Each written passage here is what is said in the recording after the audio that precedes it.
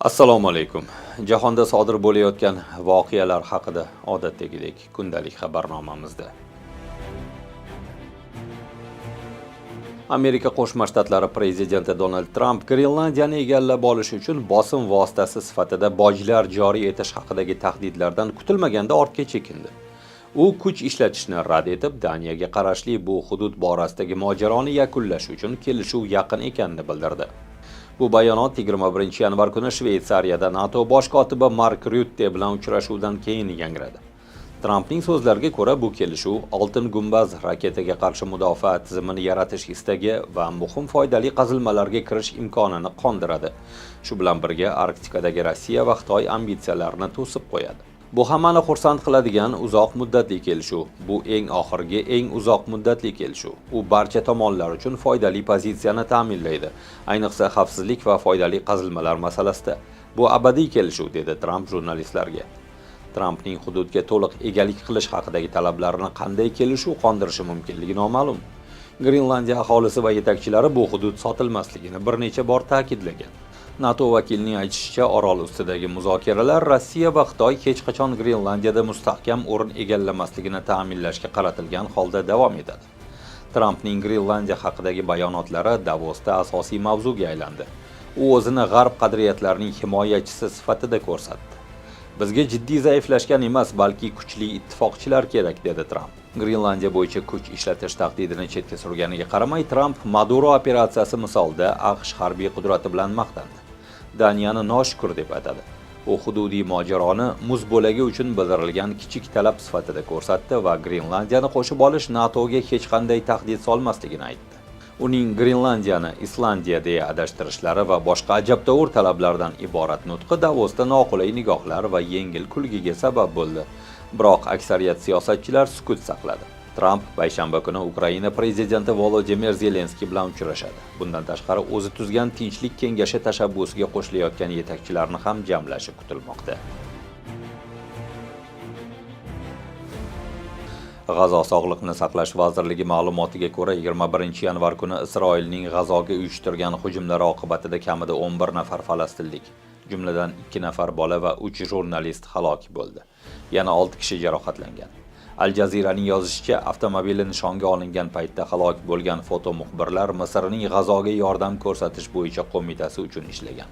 Jurnalistlar Anas G'unaymi, Abdulrauf Shaat va Muhammad Keshta G'azoning markaziy qismida Isroil zarbasiga uchragan. Internetda tarqalgan videoda lavhalarda yo'l chetida yonib ketgan bombalangan avtomobil ko'rinadi.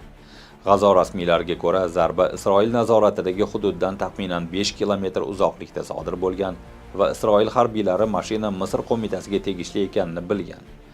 Isroil armiyasi radiosining xabar berishicha, harbiylar G'azo markazida nishonga olingan avtomobildagi shaxslar armiya kuchlari haqida ma'lumotni yig'ish uchun drondan foydalanganini da'vo qilmoqda.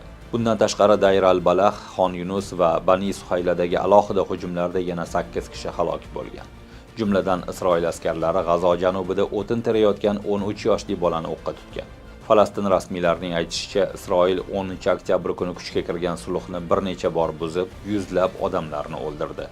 Bundan tashqari sovuq ob-havo sharoitida og'ir humanitar sharoitlarda qolgan G'azoga oziq-ovqat, tibbiy yordam va boshpana materiallarining kirib kelishini cheklab kelmoqda.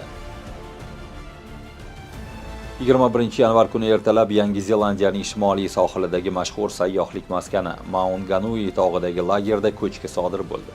Guvohlardan biri tog'ga chiqmoqchi bo'lib turgan paytda nihoyatda baland shovqinni eshitgan. Yer bo'laklari lagerdagi binolar ustiga yopirilib tushgan.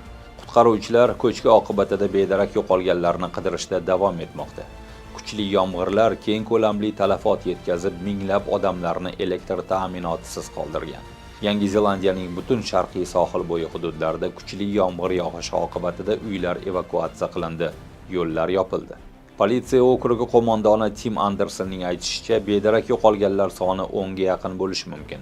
Birinchi bo'lib yetib borgan qutqaruvchilar vayronalar ostida hayot alomatlarini aniqlagan, biroq yer yana siljishi mumkinligi xavfi sabab hududdan chekinishga majbur bo'lgan.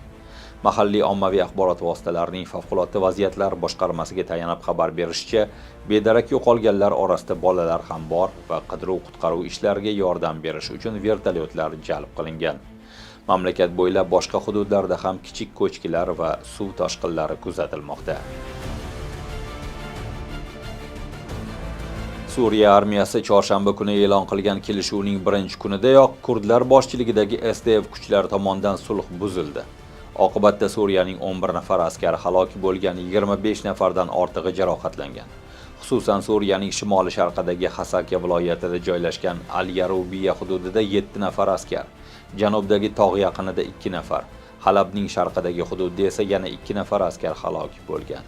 Suriya armiyasi bo'linmalari Al-Yarubiya chegara punkti yaqinida qo'lbola portlovchi moslamalar va dronlar uchun o'q-dorilar tayyorlanadigan ustaxonani aniqlagan. Vazirlik ma'lumotiga ko'ra, mazkur obyekt ichida SDF qurollantirishga hozirlik ko'rayotgan Eronda ishlab chiqarilgan bir necha dronlar bo'lgan. Hududni xavfsizlantirish va tozalash ishlari boshlangandan so'ng SDF bu joyni kamikadze dron yordamida nishonga olgan. Natijada 7 nafar askar halok bo'ldi, 20 nafari jarohatlandi.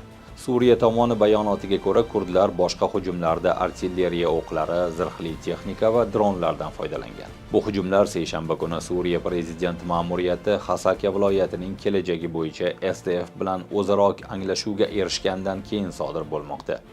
Suriya Mudofaa vazirligi ularga 4 kunlik muhlat bergan. Bugunchalik sizga yetkazmoqchi bo'lgan xabarlarimiz shulardan iborat. Ko'rishguncha.